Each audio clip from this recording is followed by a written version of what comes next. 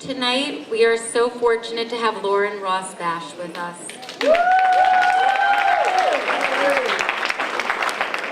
Lauren's beautiful son, Todd, fought a courageous battle with one of the rarest forms of pediatric brain cancer. Despite his valiant efforts and fierce determination to beat this devastating disease, Todd lost his fight this past April. We are truly in awe of Lauren's strength to be able to be here tonight to share her experience with us. It's for exactly this reason that we must continue to come together for a cure. So please, everybody, give your attention and your warmest reception to Lauren Rossbash.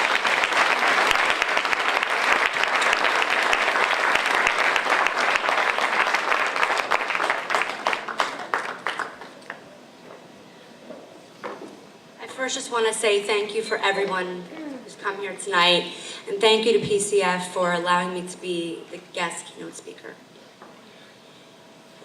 Monday, May 22nd was a day I will never forget. It was truly the worst day of my life. When the doctors came into our hospital room and they told me that Todd had a brain tumor, I was in shock, complete shock. Who would ever think that your child would have brain cancer? It turned out to be one of the rarest cancer forms in children. It carries the name glioblastoma stage 4 multiforme. I was told 1 in 10 million children get this type of cancer, and it is the most aggressive cancer. There is no cure, and the treatments are limited. Todd started having noticeable symptoms 1 month before he was diagnosed, which included tingling on the left side of his body, from his little face to his delicious, yummy toes. He had the cutest face. He had his first surgery on Tuesday, May 23rd, which they removed some of his tumor. I was told that they could not remove it all because of the dangerous location, namely his thalamus. For those of you that don't know, the thalamus is the hub of the brain.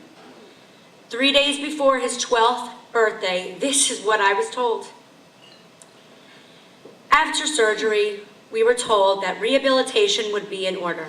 They suggested a discharge directly from the hospital to a rehab center, where he would learn to use his whole left side all over again. But as his mother, I knew that Todd would be walking straight out of that hospital and going home. This is the fighter that my son was. When he came home, he was happy, never a complaint out of my fighter. He knew he was about to start radiation therapy. He had private OT and PT twice per week and always had a smile on his face. Todd, who I adoringly called him Nini, would say with me every morning, "We're gonna beat this cancer. We're strong, positive fighters. We never give up. We fall down, we get right back up." This was our mantra. It was our chant every morning. And we said it every single day for 11 months, from that fateful day in May and through the rest of the year.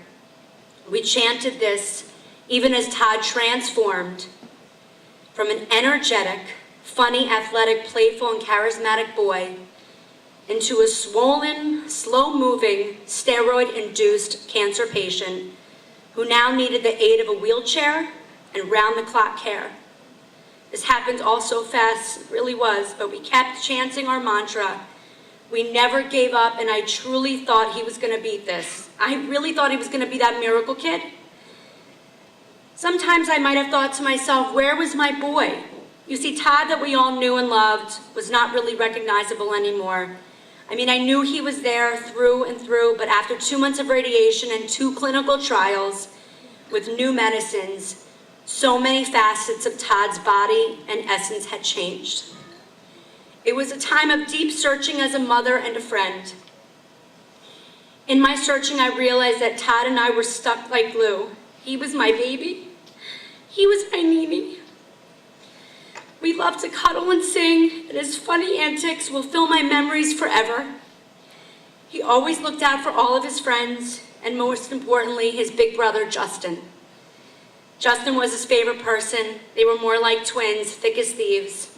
They loved to play basketball with each other, and Todd would always find some way to cheat. You all know. And my house was filled with the chatter of Xbox games, laughter, and fights. This, as every mother knows, is the greatest noise one can ever want to hear. Cancer is the #1 disease killer of children in our country. It is the second highest killer of children overall, just before car accidents. And I know now, as a veteran of the war, that this can happen to anyone, any child at any moment. What is even worse is that the funding sources for pediatric oncology research has dwindled annually since 2003. 15 years, tens of thousands of child deaths, and less money to find a cure. Centers such as Cohen's Children's Hospital and Memorial Sloan Kettering in New York City are in greater need of our support. They deserve our support, honor, and recognition. In particular, I want to recognize and thank my Messiah, Dr. Matthias Karianis, and his formidable team, Dr. Carr and Dr. Kaku, who's here tonight. Thank you so much for coming. I don't know where she is.